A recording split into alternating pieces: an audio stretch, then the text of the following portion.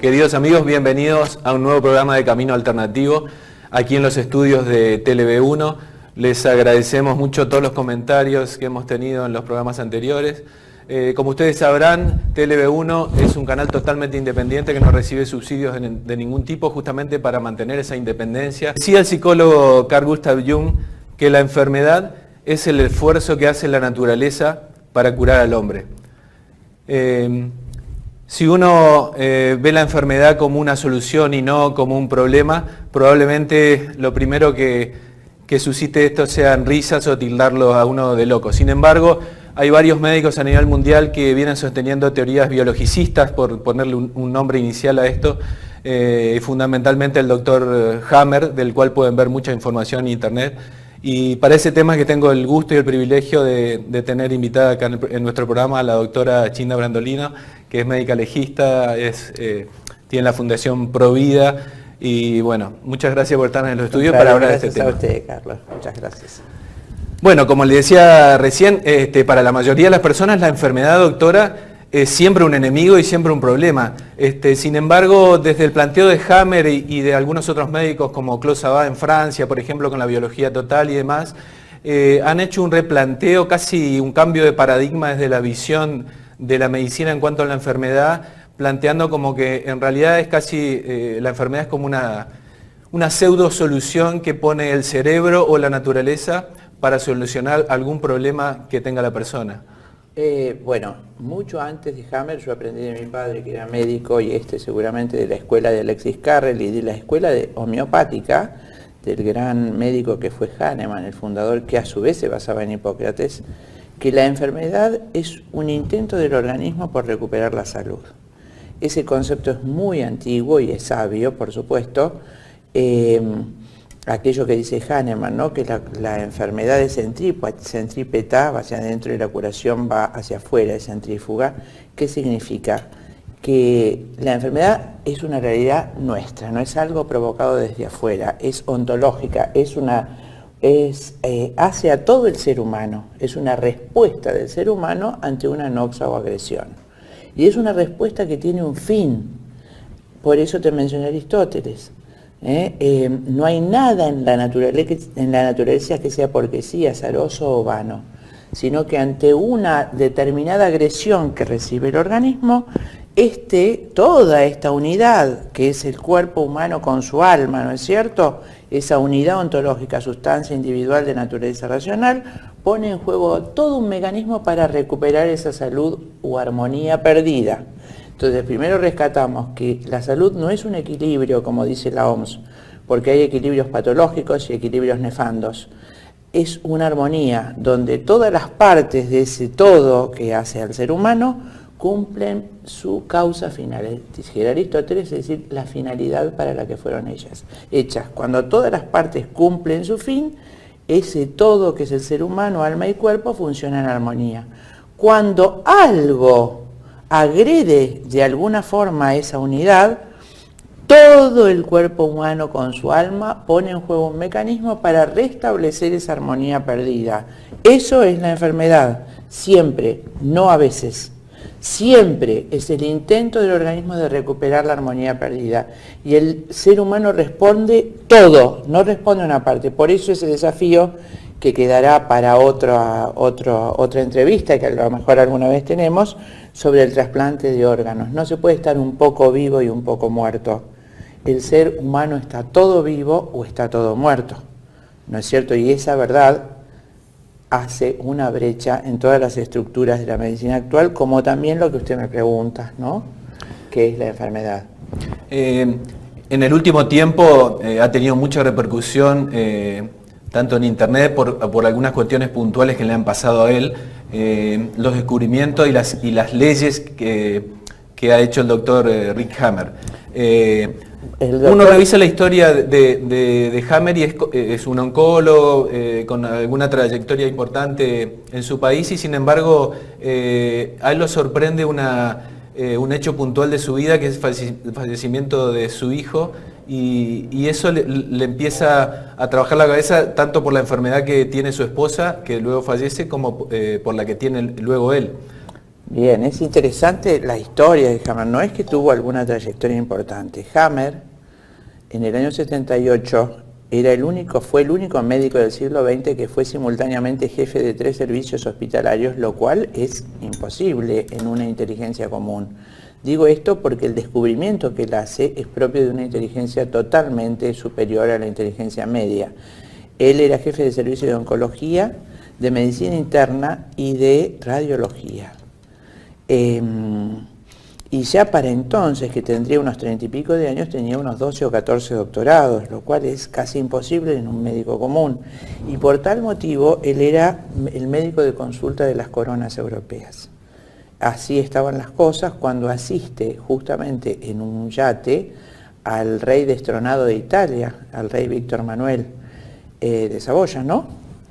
Estaba él, el rey, con su familia, y él asiste a atenderlo, y también en una escapada ligera de pequeñas vacaciones, pero en realidad la finalidad era atender al rey, con su esposa, la doctora Hammer, oncóloga como él y compañera de investigaciones, y su hijo, Dick Hammer, de 16 años. A pesar de sus 16 años, este joven era alto como su papá, grandote, ¿no? Parecía un hombre mucho más grande si uno no le veía la carita, y como su padre y su madre alpinista, también vegetarianos, comían comida orgánica, ¿no es cierto? Nunca habían fumado ni tomado alcohol. En ese sentido, en los países nórdicos la ley es muy estricta, los médicos no pueden tomar alcohol ni fumar, es decir, utilizar sustancias que sean psicoactivas en algún sentido porque pueden alterar su actividad médica.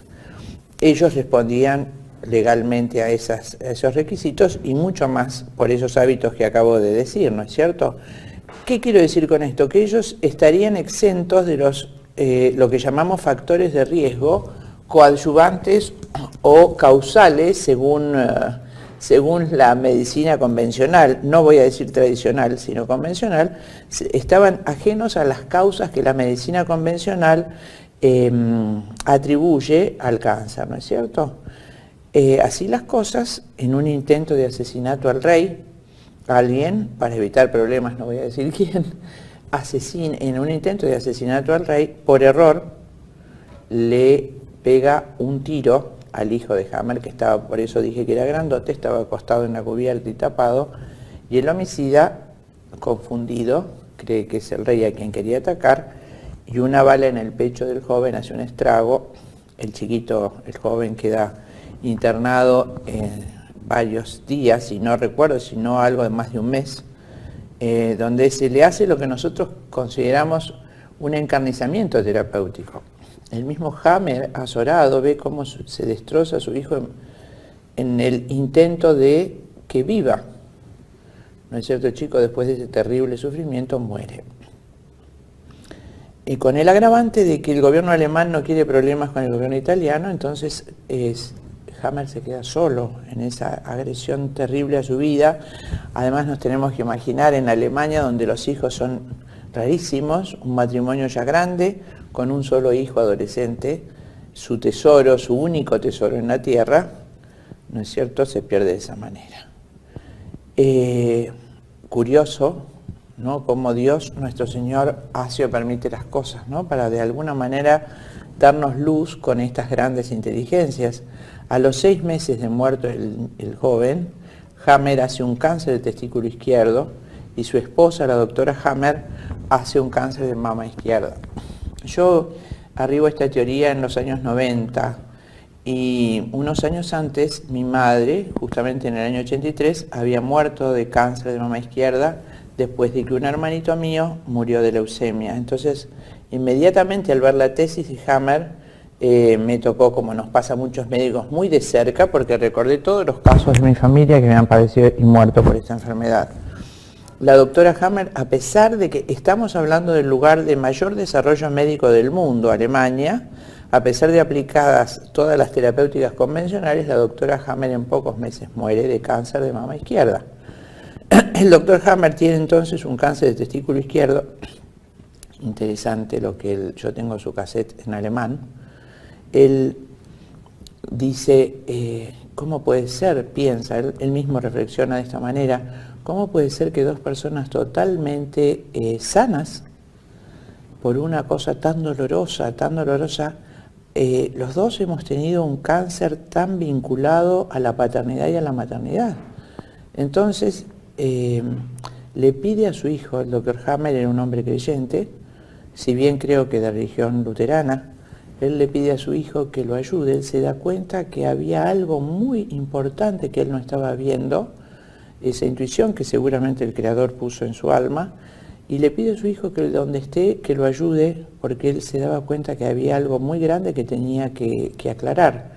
Y dice Hammer: recuperé la costumbre perdida por nosotros los médicos de sentarme en la cama de mis pacientes y preguntarles a todos: ¿por qué cree usted, señor o señora, que se ha enfermado? En ese momento tenía más de 1000 pacientes con cáncer, Hammer, lo cual para uno de nosotros es una cantidad exorbitante, imposible de atender, ¿no es cierto? Y cuenta él, personalmente, después de este vasto interrogatorio, constaté que no el 90%, ni el 95%, ni el 80%, sino el 100% de mis pacientes, todos mis pacientes de cáncer, habían sufrido entre 6 y 14 meses antes de la manifestación clínica del cáncer, lo que él llama en este momento, y llamaremos todos, un shock psicobiológico.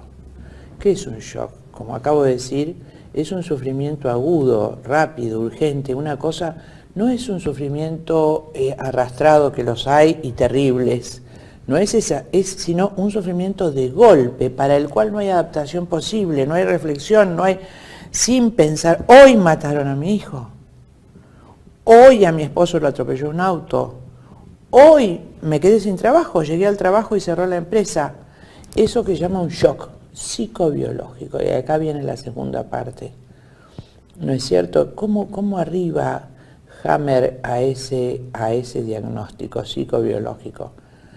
En ese momento, como fíjense, en el año 78, más o menos en nuestro país recién empezaba a usarse la ecografía, ¿no? Como adelanto, esta forma de diagnóstico a través del sonido, como el sonar, ¿no es cierto?, en el barco, en el submarino, que emite sonidos, choca contra el cuerpo sólido, vuelve, eso se grafica y el barco puede tantear en dónde está ubicado en la oscuridad. La ecografía también hace eso, emite un sonido no perceptible para el oído humano, choca contra los órganos y al volver se grafica. Un adelanto extraordinario como método de diagnóstico.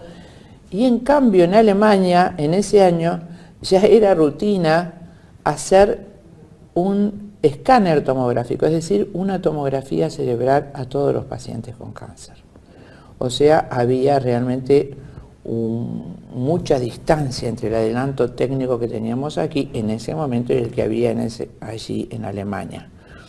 Y él, respondiendo a esa obligación, encuentra que todos los pacientes, estamos hablando de 1000 y pico de pacientes con cáncer, al revisar sus tomografías cerebrales, ve que hay una mancha, hay una zona más oscura, más densa tomográficamente. En el momento magnético de la tomografía se capta una imagen y hay una zona que se sigue enseñando desgraciadamente en nuestro medio, que son artefactos, es decir, errores de la máquina. Eso es lo que ve el doctor Hammer, pero le llama tanto la atención, claro, en esa cantidad y siendo tan ordenado y tan rutinario, le parece ver que ese artefacto, ese error de la máquina, estaba en el mismo lugar. En todos los pacientes que tenían cáncer de páncreas, por ejemplo, ese error de la máquina, ese artefacto estaba en el mismo lugar del cerebro. Y en cambio los que tenían cáncer, las pacientes con cáncer de mama derecha, tenían ese artefacto en el mismo lugar, y los que tenían cáncer de mama izquierda, por ejemplo, todos en el mismo lugar, o en el ovario. Entonces, o sea, imagínense, Carlos, él ve eso, como buen médico, él su tomografía la analizaba con lupa, y entonces describe eso que llamamos artefacto, es como una mancha de círculos concéntricos Entonces allí, ante ese arduo estudio y ese descubrimiento aparente, hace lo que deberíamos hacer todos los médicos. En lugar de hacer su propia hipótesis sobre el aparato, llama a los ingenieros de Siemens y los ingenieros le dicen que sus equipos no tienen errores, pero que el cuerpo médico no los consulta habitualmente. Entonces proveen a Hammer de 2 equipos con los cuales hace el estudio tomográfico a todos sus pacientes, 1000 y pico de pacientes, repitiendo y confirmando la sospecha de Hammer. Es decir, cuando se produce el shock, se produce una mancha tomográfica, digamos, pero es una zona del cerebro que cambia su densidad captada en el momento magnético de la tomografía. Se visualiza de esa forma, pero es como si dijéramos se pone en actividad una zona redondeada, más o menos redondeada del cerebro, y bueno, y ahora vamos a ver de qué se trata. Entonces, perdón, entonces eso que descubre Hammer, aparte del shock sorpresivo que usted explicaba recién, que él lo tuvo puntualmente con su hijo, él constata que no son errores de los aparatos que utiliza, sino que encuentra algo en común a todos los pacientes con una determinada patología. Exactamente. Entonces, separamos el primer descubrimiento que hace Hammer es lo que él llama la primera ley férrea del cáncer. Un shock psicobiológico que nos toma a contrapié y vivimos en soledad. En todos sus 1000 y pico de pacientes y los posteriores, Hammer curó 11.000 pacientes. Es muchísima cantidad. En todos sus pacientes, él ve que esa es la primera causa del cáncer, un shock psicobiológico, como expliqué, vivido en soledad. Esa es la forma de reaccionar que condiciona esa respuesta. La persona se ve en un atolladero sin salida. Y no atina, no puede, no sabe cómo comentar eso, lo vive internamente, no es un acto voluntario de la persona. Un niño, por supuesto, no puede explicarlo. Hay personas con un carácter o un temperamento que condiciona esa forma de reaccionar, y hay realidades sociales y culturales que hacen que la persona no lo pueda comentar. Entonces, por la cosa que sea, es vivido en soledad. Y que nos toma a contrapié. A contrapié en alemán es una expresión idiomática que no tiene traducción y significa algo que uno nunca se imaginó en la vida que le pueda pasar. Eso es a contrapié y esa es la ley férrea del cáncer. Un shock psicobiológico vivido en soledad y que nos toma a contrapié. Esa es la primera ley del cáncer, lo que él descubre interrogando a sus pacientes. La segunda ley, que es lo que descubre Hammer al hacer las tomografías y que cualquier médico puede confirmar en un paciente con cáncer haciendo una tomografía simple, sin contraste y mirándola con lupa, siguiendo todos los mapas de los cuales hoy dispone en internet, ese shock produce en el cerebro una reacción en una determinada zona específica para ese shock, para el contenido psíquico y afectivo de ese shock. Solo para ese shock hay una zona del cerebro que reacciona como respuesta, como decíamos hoy, activando un programa de emergencia. Eso es la respuesta. Y esa zona del cerebro que responde frente a esa agresión se ve perfectamente en el momento magnético de la tomografía simple. ¿No es cierto? Tanto es así que Hammer expone su tesis en la Universidad de Tübingen en el año 1984, ante por supuesto, comité importantísimo de médicos europeos, y ellos, como examen, le presentan 600 tomografías cerebrales de pacientes con cáncer. Hammer, sin conocer a los pacientes ni haberlos visto nunca, describe perfectamente qué cáncer tenía esa persona y en qué estadio se encontraba el mismo. O sea, no tuvo una sola refutación la tesis de Hammer. O sea que demuestra de una manera, para los que les interesa tanto las demostraciones científicas y demás, de una forma exactamente científica. Absolutamente. La hipótesis que en un principio tenía. Absolutamente. Hammer es un hombre de ciencia ante todo, no lo podemos catalogar de otra. Hay otras formas también un poco menos científicas y no menos legítimas que hablan de estas cosas, pero me remito exclusivamente al doctor Hammer porque es fue un científico de primera línea y su metodología fue rigurosamente científica en todos los pasos. O sea, no hay objeción porque él ha demostrado, no solo científicamente, tecnológicamente, y con todos los medios de diagnóstico disponibles, su tesis. Entonces ya no hablamos de una hipótesis, hablamos de una teoría o de una ley, por eso le llaman leyes, no solo confirmadas por ahí, sino que cualquier médico que quiera estudiar esto y quiera verificarlo con las tomografías lo puede hacer. Volviendo un poco a lo que le ocurrió a él con su hijo, ¿cuál fue ese programa de emergencia en el caso puntual de él? Como para explicarle un poco a la gente en la parte práctica, ¿cuál es esa supuesta solución que manda el cerebro como puede a un conflicto? Vamos a ver la diferencia ontológica que existe entre el varón y la mujer. Es absolutamente distinta la forma biológica en que reacciona una persona y otra. En el caso de la mujer, si me observan en la cámara, el bebé se pone de esta forma, ¿no? En la mujer diestra. Entonces, recordamos que las imágenes cerebrales son inversas según la persona sea diestra o zurda, ¿no es cierto? Tenga su mano hábil del lado izquierdo o derecho.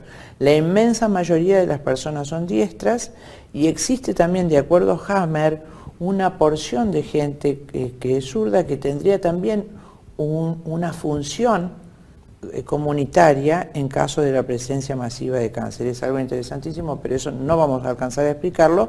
Solo diré que en la mujer diestra el bebé se toma con el brazo izquierdo y se amamanta de esta manera. Generalmente el compañero está del lado derecho.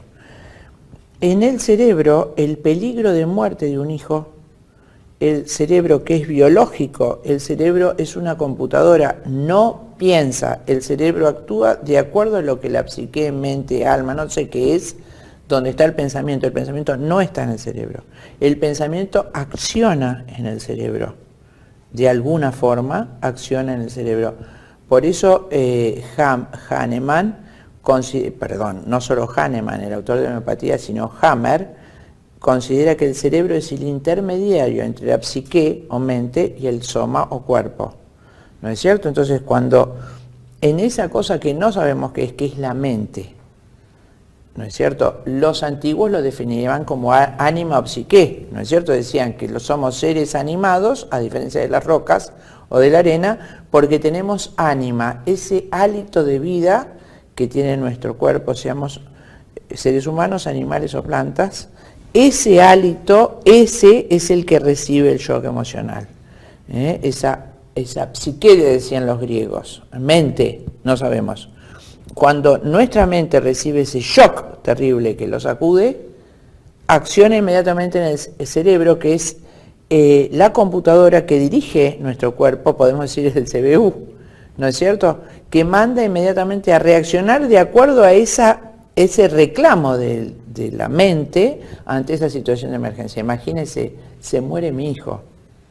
El cerebro de la madre inmediatamente concibe, para evitar la muerte de ese niño, darle de mamar. No piensa de otra manera. El único recurso biológico que tiene un ser humano o un animal mamífero frente al peligro de muerte de su hijo es abrazarlo y nutrirlo. Entonces, el cerebro condiciona primero secreción de leche con las células de la glándula mamaria y luego, al prolongarse en los días ese conflicto de vida o muerte del hijo, la proliferación de esas células, que es lo que conforma un tumor. Pero recordemos que en esta zona del cerebro, en el caso de mama izquierda, en la corteza derecha de la paciente, se ha producido la activación de una zona cerebral que empieza a recibir mucha más sangre, muchos más elementos y se edematiza. A medida que transcurre en actividad ese conflicto, ese sufrimiento por el hijo que está en peligro de muerte, esa zona del cerebro que se activó empieza a agrandarse y a constituir con el correr de los días lo que después vamos a llamar tumor cerebral o metástasis cerebral. Es decir, en los países periféricos, y creo que también en Estados Unidos, cuando la tomografía cerebral se hace tardíamente, cuando el enfermo empieza a tener signos neurológicos, Por ejemplo, una paciente con cáncer de mama empieza a tener temblores o desmayos, entonces, ¿qué pasa en la cabeza? Seguramente hay metástasis cerebral, esa es la concepción convencional. Entonces hacen una tomografía cerebral y encuentran lo que llaman un tumor cerebral. Ese tumor cerebral en realidad fue lo que estuvo siempre, fue la tumoración inicial, fue el nódulo de Hammer, ese programa de emergencia que se activó en esa zona específica del cerebro para accionar en la glándula mamaria para supuestamente prolongar la vida del niño. Si ese conflicto no se resuelve, que fue el caso de la doctora Hammer y de mi madre, ese conflicto por la pérdida de un hijo siguió, no pudo de alguna manera esa persona resolver el conflicto, ese tumor sigue creciendo, configura tardíamente lo que aparece como un tumor cerebral y comprime las estructuras cerebrales lindantes y mata al paciente. En general, la muerte del paciente de cáncer se debe al crecimiento del nódulo de Hammer en el cerebro si no ha habido resolución del conflicto. Entonces, me gustaría, antes de entrar en el tema metástasis, que recién lo mencionó y que me gustaría luego hablar respecto a lo que dice Hammer sobre ese tema, que es muy interesante, me gustaría que usted nos relacione un poco el tema conflicto con zonas del cuerpo, ¿no?, que son afectadas, porque acá puntualmente usted nos cuenta el motivo de por qué el cerebro hace esa tumoración en la mama, que creo que queda bien claro, como que él necesita maternar o amamantar más a ese niño que tiene peligro de muerte, correcto. Pero ¿qué pasa en otras zonas del cuerpo? ¿También hay una relación directa a un conflicto puntual? Por ejemplo, en el caso de Hammer, que creo que tuvo un tumor también testicular, sí, si no me equivoco. Por eso yo primeramente hablé de la diferencia ontológica que hay entre el varón y la mujer, ¿no es cierto? En el varón, el cerebro, ante la pérdida de un hijo, piensa que tiene que tener otro hijo. Y esa es la causa de la tumoración del testículo izquierdo. El cerebro no piensa, actúa, necesita tener otro hijo. Entonces estimula las células testiculares para que proliferen en la espermatogénesis para luego gestar. Al no producirse eso, al no resolverse ese conflicto, ese tumor de testículo izquierdo sigue proliferando. Distinto al tumor del testículo derecho y distinto causalmente, en el caso de la mujer, al tumor de mama derecha. Pero antes de seguir con estos dos tumores, conviene aclarar esto. Por eso a los partidarios del aborto, realmente, qué ignorancia, ¿no? Cuando dicen son 5 células.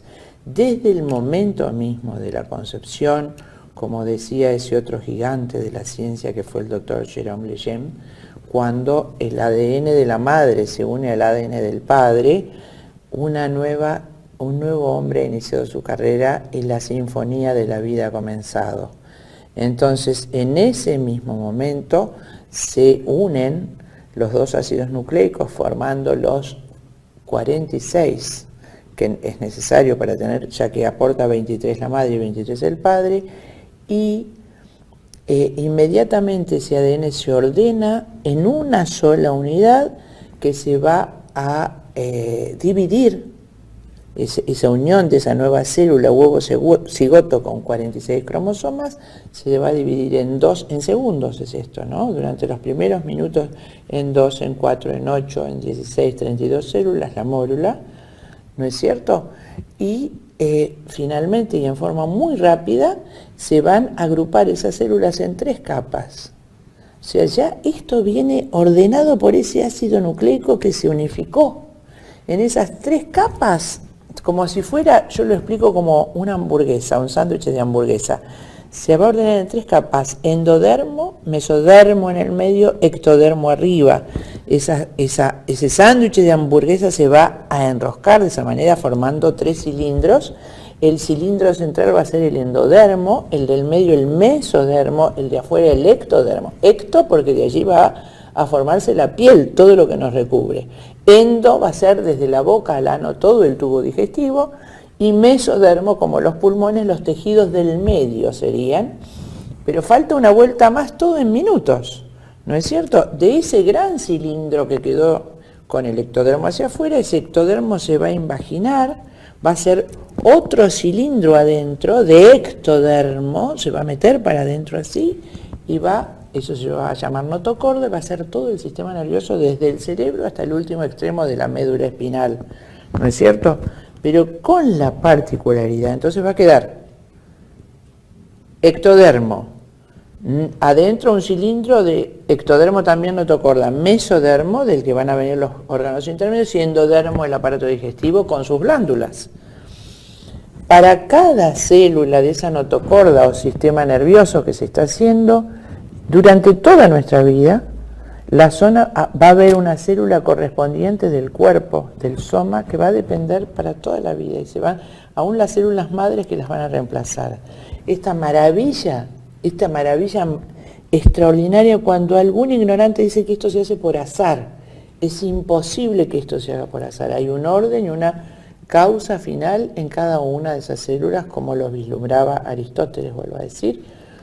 Entonces, quiere decir que si hay una agresión, el sistema nervioso que está ordenado para resolver cada uno de los conflictos que su vida terrenal le presenta, va a disponer de una acción directa sobre la parte del cuerpo que tiene que estar involucrada en la solución de ese conflicto.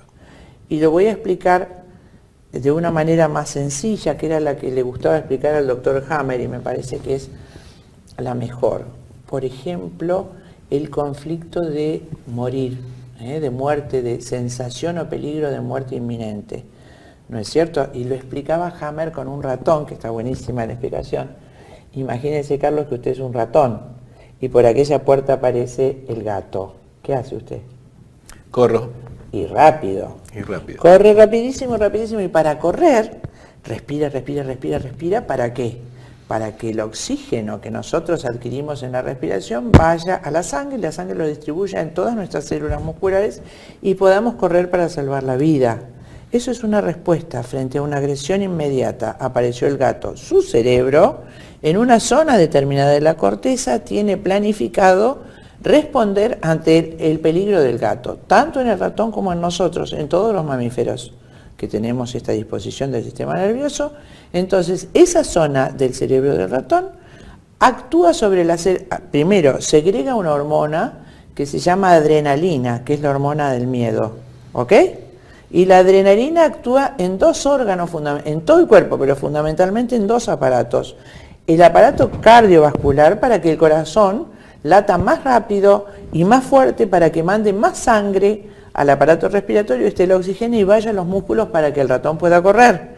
Y sobre los pulmoncitos del ratón, para que se pongan bien gorditos los alvéolos, y entonces la sangre arterial tome rápidamente el oxígeno y vaya a alimentar rápido los músculos para que el ratoncito siga corriendo. Si no pasara así, el ratón no puede correr y el gato se lo come.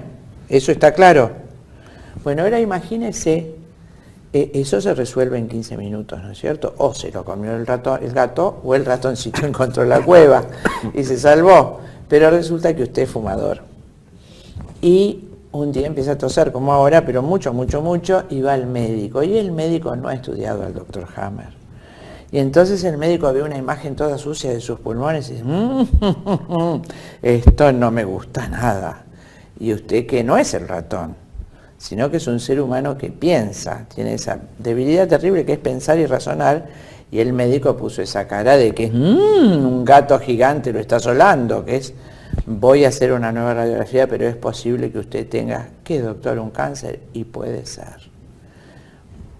Para usted, que es el ratón, el médico es el gato, y su cerebro empieza a soltar adrenalina porque el peligro de muerte lo está acosando.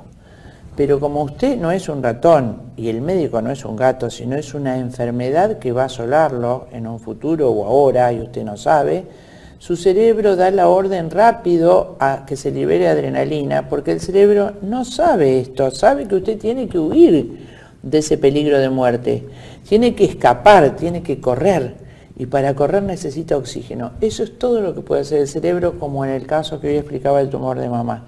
El cerebro, ante el peligro de muerte que ha representado ese médico que le dijo que usted podía tener cáncer, lo único que sabe es que usted tiene que huir. Y para huir tiene que correr, y para correr tiene que respirar mucho. Entonces, el primer día, la adrenalina solo hace que las células pulmonares se ingurgiten, los alvéolos se engorden, haya mucha más circulación, empieza con palpitaciones y que no duerma, tiene insomnio también, se pone todo frío, porque la sangre, en vez de ir al todo el cuerpo, por acción de la adrenalina va a ir al corazón, a los pulmones, a los órganos centrales para que usted pueda correr. No duerme, no come, porque el cerebro le dice que tiene que escapar. Y solamente respira, tiene taquicardia, pero como no lo resuelve en 15 minutos, como el ratón, sino que el conflicto sigue hoy, sigue mañana, y usted piensa, me voy a morir, dejo 4 hijos sin comer, mi esposa se va a morir de hambre, ¿qué hago? Me voy a morir, no arreglé mis cosas, ¿qué pasará después? Yo no fui un hombre creyente. Todo ese conflicto sigue. El cerebro dice, no alcanzan las células, tiene que seguir escapando, tiene que respirar más, tiene que huir más, hoy, mañana. Entonces empieza a ordenar a las células pulmonares, concretamente a las alveolares, a que se reproduzcan, también a las bronquiales, para que haya muchas más células de intercambio gaseoso de oxígeno. Eso es el tumor de pulmón. Ahora, pasó un mes, usted empezó con nuevos nodulitos en los 2 pulmones porque está escapando. Esos tumores de pulmón son los que el cerebro planificó para que usted respire más, para que pueda escapar del peligro. Pero por suerte, al mes, usted encontró un médico hammeriano o leyó a Hammer. Se fijó en internet, ¿con qué es esto? Entonces yo me voy a morir si esto sigue creciendo. Pero si no, no tengo por qué morirme, porque usted leyó la segunda ley, y eso que hay en la cabeza es lo que me mata. Pero si yo sé esto y no tengo miedo, inmediatamente el cerebro deja de producir adrenalina porque a usted se le fue el miedo. Cuando usted deja de producir adrenalina, su cerebro se calma y dice, pero yo no tengo que huir. Pero tengo un lío, tengo un montón de células acá, tengo un montón de células en el cerebro, tengo que reparar esto de alguna manera. Entonces produce una segunda hormona que se llama acetilcolina, accionando otro sistema nervioso parasimpático, se llama, y entonces, ¿para qué? Porque usted tiene que arreglar ese lío que hizo bajo la acción del miedo y de la adrenalina. Entonces la acetilcolina le da mucho sueño, mucho sueño y mucho hambre, porque usted tiene que dormir y comer, puesto que su organismo necesita reparar esas lesiones. Y los ladrillos de esa reparación son químicos. Se llama ATP, adenosintrifosfato. Ese adenosintrifosfato se produce mediante la glucosa, es decir, todo lo que usted come se transforma en el hígado en glucosa. Esa glucosa tiene 6 carbonos y 2 hidrógenos. Cuando se rompe esa molécula, libera, decimos nosotros, 37 ATP. Esos ATP liberan el calor necesario para que se inicie la reparación. Entonces el cerebro, donde usted tuvo ese shock, se va a poner todo gordito, va a ocasionar síntomas neurológicos y va a empezar a repararse con los elementos sanguíneos que vienen en el plasma, y el tumor pulmonar, los tumores pulmonares, que son la proliferación de células que el cerebro activó para que usted pueda escapar, los va a encapsular, ya que no hay en este momento la tercera ley de Hammer, que es el otro recurso. Entonces va a disponer un encapsulamiento para que esas células no molesten. Todo tumor encapsulado es un tumor que ya repara el organismo. Estamos en una charla apasionante con la doctora Brandolino sobre un tema que nos incumbe a todos. Hacemos un muy breve corte y enseguida continuamos hablando de este nuevo paradigma que ya tiene bastantes años, no es tan nuevo por cierto, pero que recién en los últimos años viene tomando difusión. Enseguida volvemos y seguimos hablando de Hammer con la doctora Brandolino.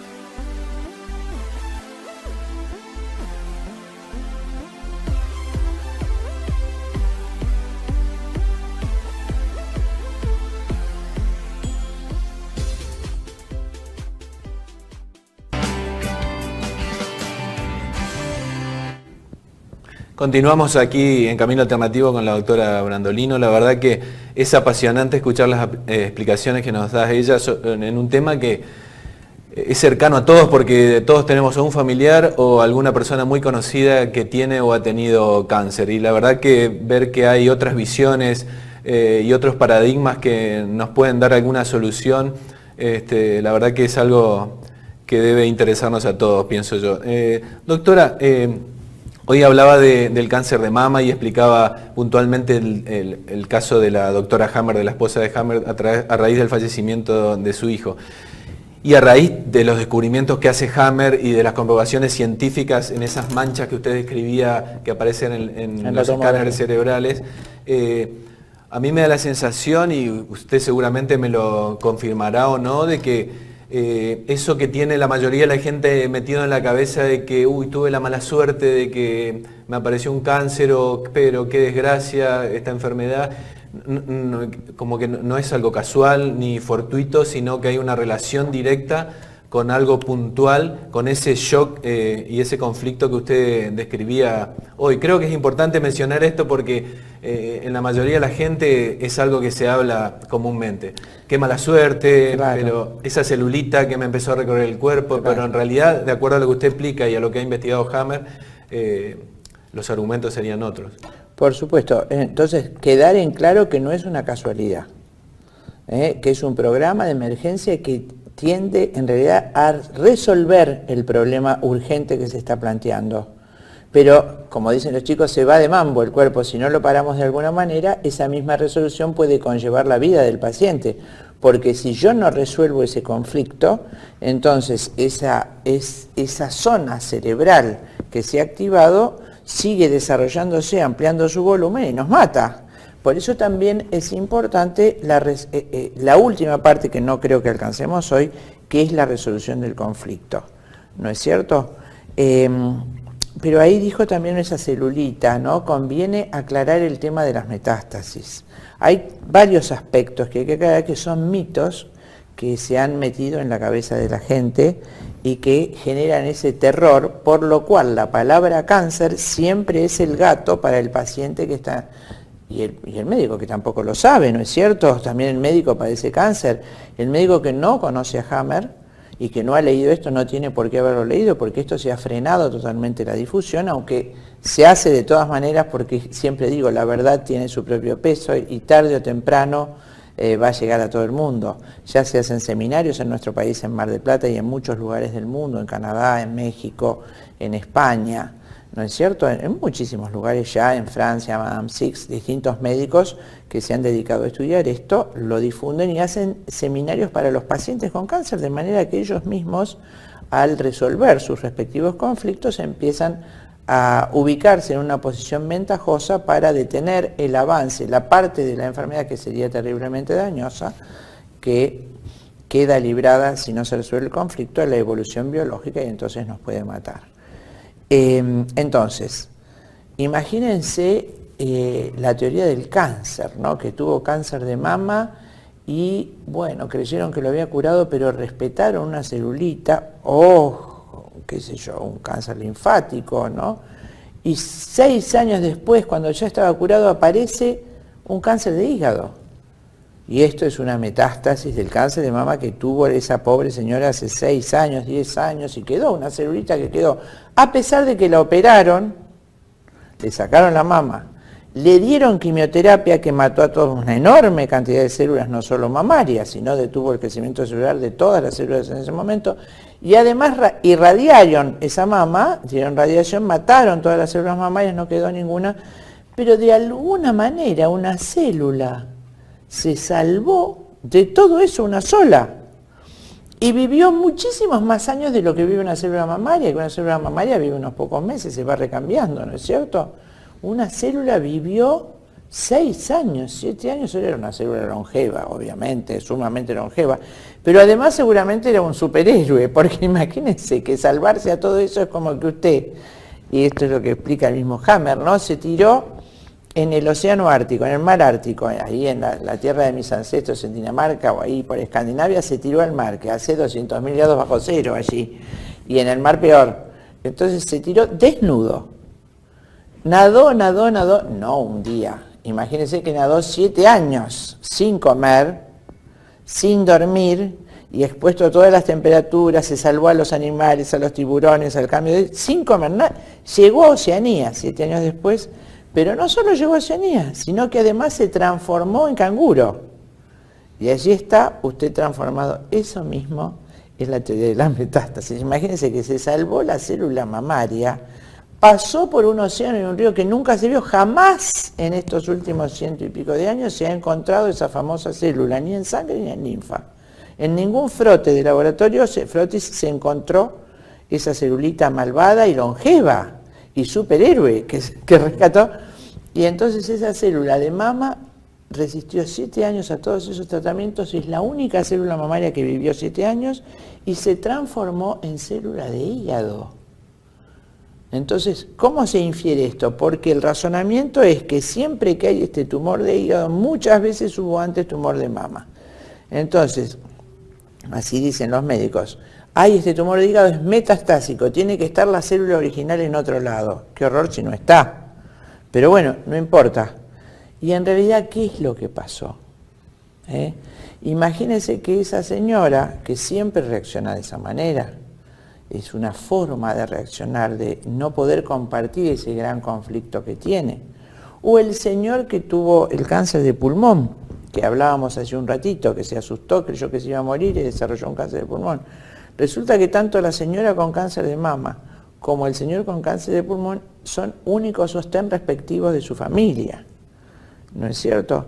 Y el cáncer, el señor de cáncer de pulmón, vamos a hacer una metástasis rápida, es sostén de familia, le dicen que se va a morir, y bueno, aparece la metástasis en hígado. Y la señora no en ese momento, sino 6 años después, resulta que ya era viuda, no tiene otra familia, y las cosas se ponen mal, se queda sin trabajo, y piensa que no va a poder alimentar a sus hijos. Y es sostén de familia. En los dos casos hay un factor en común con cáncer de hígado. Sostén de familia, nos vamos a morir de hambre, si yo me muero o si yo me quedo sin trabajo. Eso es lo que hay en común entre estos dos casos que yo estoy contando, hipotéticos. Y entonces vamos a ver qué es el hígado. Resulta que el hígado es un órgano extraordinario. Extraordinario, es el órgano que tiene una diversificación, una diversidad de funciones impresionante dentro del cuerpo humano. Es como una factoría, hace todo. Entonces todo lo que nosotros comemos, proteínas, grasas o hidratos de carbono, las enzimas del aparato digestivo, es decir, unas sustancias que hacen que esos alimentos se partan en pedacitos sumamente pequeños, moléculas muy pequeñas que van a atravesar el intestino para llegar al hígado. Cada célula intestinal va a ser rodeada por una venita que va a ser parte de la gran vena porta, transporta ese alimento, todas esas venitas que salen de las células de intestino, cada uno con su carga alimenticia, llegan, confluyen en la vena porta, entran en el hígado, se distribuyen en todo el hígado, y las células hepáticas con esos alimentos tienen que fabricar glucosa. La glucosa es un hidrato de carbono de 6 carbonos y 12 hidrógenos, y luego todas esas moléculas las tiene que guardar, almacenar, entonces las va uniendo una con otra, así las va hilvanando en lo que llamamos un polímero que se llama glucógeno. Millones de moléculas de glucosa en cada célula van a ser almacenadas como glucógeno. ¿Por qué? Porque después, por ejemplo, usted mueve la mano, yo muevo la mano y el hígado me manda la cantidad de moléculas de glucosa que yo necesito para hacer este movimiento. Dije hace un rato que cada molécula al desdoblarse produce 37 ATP, 37 moléculas de energía para que las fibras musculares se puedan mover y hacer este movimiento que estoy haciendo con la mano, o usted está pestañeando o estamos respirando. Cada función de nuestro cuerpo requiere que las moléculas del hígado, el alimento de nuestras células, se parta y nos mande la energía, la nafta necesaria para que podamos hacer eso. Quiere decir que el hígado es el ecónomo, es el que administra la comida de las células. Todo lo que comemos lo almacena, lo guarda ordenadito y lo va mandando a todas las células que requieren comida de nuestro cuerpo. Es el ecónomo, el cocinero, el chef, todo. O sea que cuando nosotros realmente tenemos ese terrible conflicto de Hammer. Me quedo sin trabajo. Yo fui operada de mama hace 6 años. Si hoy me quedo sin trabajo, o usted tiene, de pronto le diagnostican un cáncer de pulmón y es sostén de familia, mi familia se va a morir de hambre. En los dos casos el cerebro, que es biológico, ante morirse de hambre la prole, lo único que se le ocurre es activar el hígado. Porque el hígado tiene que producir comida. ¿Cómo nos vamos a morir de hambre? Guardá glucógeno, hacé glucógeno y guardalo para el hambre que va a tener. Entonces, un día se accionan todas las células, 2 días, pero luego, como el conflicto de hambre sigue, le llama Hammer el conflicto de indigencia, el cerebro en esa zona determinada de la corteza acciona sobre el hígado para que produzca muchas más células hepáticas que produzcan glucógeno y lo almacenen. Eso es el tumor de hígado. Entonces, doctora, para ver si lo entendí bien yo y para la gente que pueda tener ese problema, cuando hay lo que se llama metástasis, no es una celulita que se me dispersó, sino un nuevo conflicto que yo tuve, y por eso quizás se me ocurre ahora el hecho de que algunos tengan una metástasis, o algunas mujeres una metástasis en el hígado y otras no. Quizás no hayan hecho ese conflicto que usted describía recién. Exactamente. O quizás puedan hacer otro y tengan un tumor en otra zona del cuerpo relacionada a eso. ¿Eso puede ocurrir también? Claro, por ejemplo en huesos, que es muy común. Y ese es más reciente, más inmediato. Por eso, a veces cuando se amputa a una mujer de la mama y la mujer se siente automáticamente desvalorizada, es que no tiene sostén en sí misma. El cerebro solamente ante ese mensaje descalcifica las células para que la persona se pueda recostar, puesto que no tiene sostén de afuera. Es más complejo entender el cáncer de huesos y es facilísimo también cuando uno lo entiende. Entonces, no nos va a alcanzar el programa para todos los cánceres, pero sí que quede esta idea. Cada metástasis es un nuevo shock, un nuevo conflicto y un nuevo cáncer. De acuerdo al contenido de ese conflicto va a ser lo que llama la gente metástasis. Y de acuerdo al contenido del primer cáncer también. Interesante es el cáncer de colon, que usted me había preguntado hace un ratito.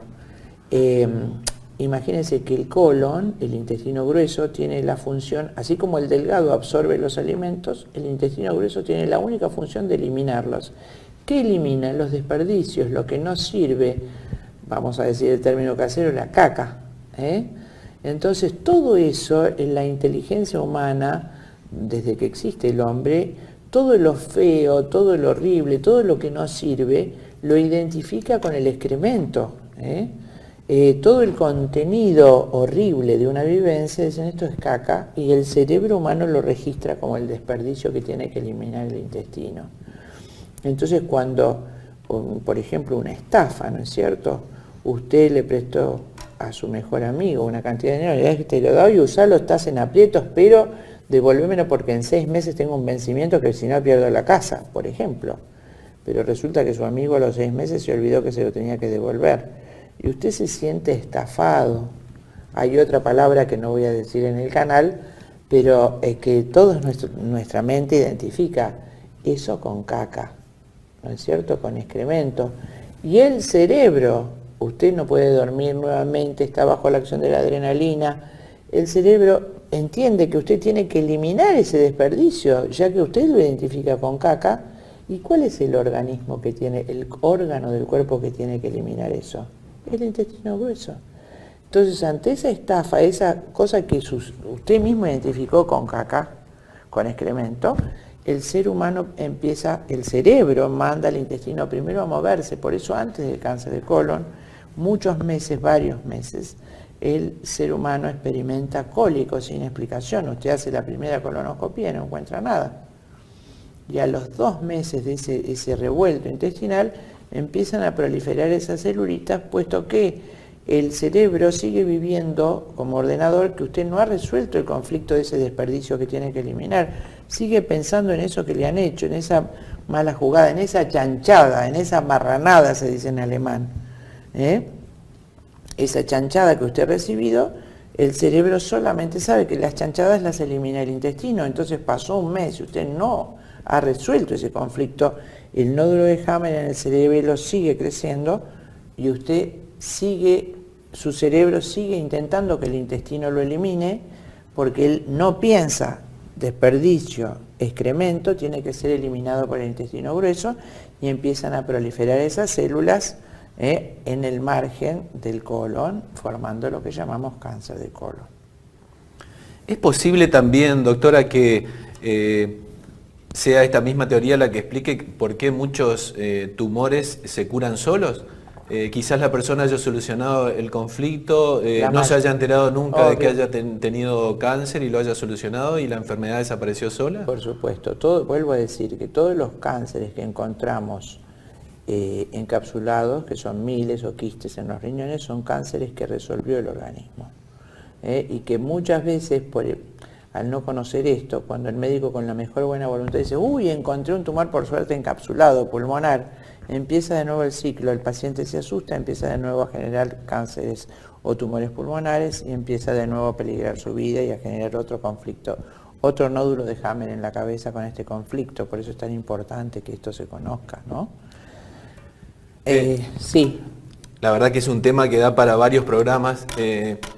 Yo que tengo la suerte de viajar bastante, hay una cosa común que encuentro en cada ciudad, y es que a cada ciudad que voy, todos me dicen lo mismo. Aquí tenemos el récord de enfermos de cáncer. O sea, todos tienen el récord. A mí me gustaría que usted me diga un poco, y sobre todo para la gente que tiene ese problema, la forma de tratamiento y de acceder a este tipo de tratamientos. Bueno, claro, lo primero desde la visión de Hammer. Muy bien. Primero, no sé cuánto tiempo tengo, pero habría que explicar por qué es tan abundante el cáncer actualmente, ¿no? Por ahí queda eso colgado. Con respecto a la curación, yo le digo a todos los pacientes, a todos mis pacientes, que bajen toda la información de Hammer, está subida por médicos, en su lengua vernácula, está clarísimo, en todos los idiomas, están las tomografías cerebrales, acudir a médicos hammerianos, que los hay, ¿no es cierto? Hay equipos en muchos lugares del mundo, pero sobre todo bajar toda la información de Hammer, que está subida. Por eso, gracias a Dios, existe internet, ¿no es cierto?, para informarse ellos primeramente. Entonces, cuando la persona empieza, inmediatamente se da cuenta de qué pasó, y empieza ya la etapa de resolución del conflicto, que no nos queda tiempo para esto, para explicar qué pasa cuando la persona resuelve el conflicto. Pero sí unas palabritas de por qué existe tanto cáncer ahora, que es lo mismo que se preguntó Hammer.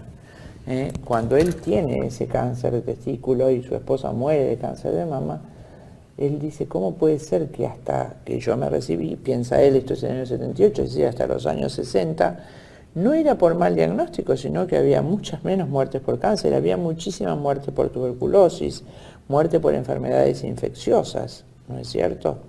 Entonces, justamente cuando declinan las muertes por enfermedades infecciosas, empieza a aumentar proporcionalmente la muerte por cáncer.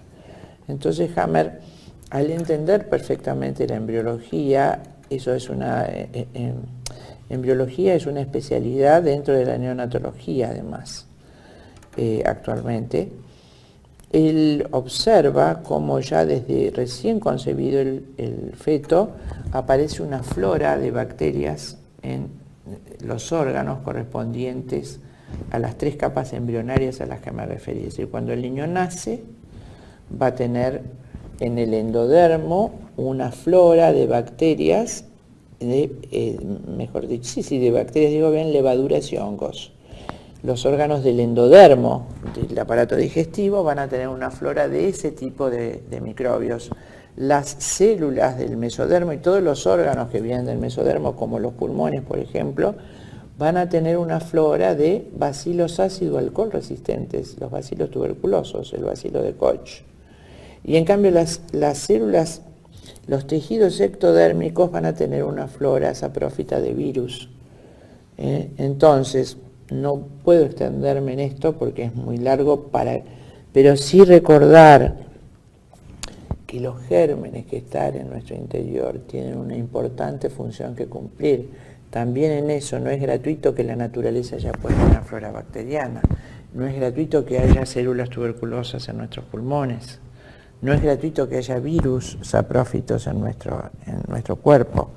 Entonces, por ejemplo, en los tumores de pulmón, esa flora bacteriana de bacilos ácido alcohol resistentes, bacilos de Koch, bacilos tuberculosos, tenían antiguamente la función de destrozar, lisar, decimos lisis es la destrucción química, del tumor pulmonar. Entonces, aquel paciente, recuerda que fue al médico, que podía ser usted, pero usted no fuma, se asustó, me voy a morir, y empezó a proliferar bajo la acción de la adrenalina las células pulmonares. Eso resulta que se da cuenta que no se muere y que no estaba en peligro de muerte. Y ese paciente antiguamente tenía unas células, que eran los bacilos de Koch, unos bichitos, que destrozaban ese tumor, lo deshacían en forma de queso. Esas células, con la acción de ese bacilo tuberculoso, formaban una sustancia de degradación que se llamaba casium, en griego queso, blancuzco amarillento, y ese casium, el contenido de ese tumor destruido por el bacilo, se expulsaba por la boca y quedaban esos agujeros que nosotros estudiamos. Yo alcancé a estudiar las cavernas tuberculosas, que eran la secuela de haber padecido la tuberculosis, y entonces quedaba una parte del pulmón sana con ausencia de ese pulmón que nosotros veíamos como cavernas. Y los médicos de antaño sabían que si ese paciente que había padecido tuberculosis se iba, por ejemplo, a Córdoba, a Cosquín, el hospital de Cosquín, a un lugar muy aireado, descansaba, comía, lo que dice Hammer, se recuperaba y podía vivir muchos años más con esas cavernas tuberculosas. Esa secuela que había quedado de la tuberculosis. Entonces, moraleja, la tuberculosis es la fase de curación, era antiguamente la fase de curación del tumor. Las antiguas enfermedades infecciosas eran la fase de curación prevista por la naturaleza, que nos podía matar, por supuesto. Recordar que en el intento de curación, fuera de tiempo o excesiva, ese intento de curación que es la enfermedad nos puede matar. Y como hace tantos años, 60 o 70, que hemos extinguido los bacilos tuberculosos, nuestro cáncer de pulmón, nuestro cáncer renal queda liberado a su propia suerte, crece, no es destruido por ninguna bacteria, aunque recuperemos, aunque en algún momento tardío resolvamos ese conflicto, y nos morimos de cáncer. Tal vez sabiendo esto, combinando sanamente un antibiótico o lo que fuera para resolver esa tuberculosis, podemos prolongar muchos años más la vida de ese paciente. La verdad que creo que es un tema que hace un cambio de paradigma en cuanto a lo que es tratamiento de salud y la visión de la enfermedad en sí.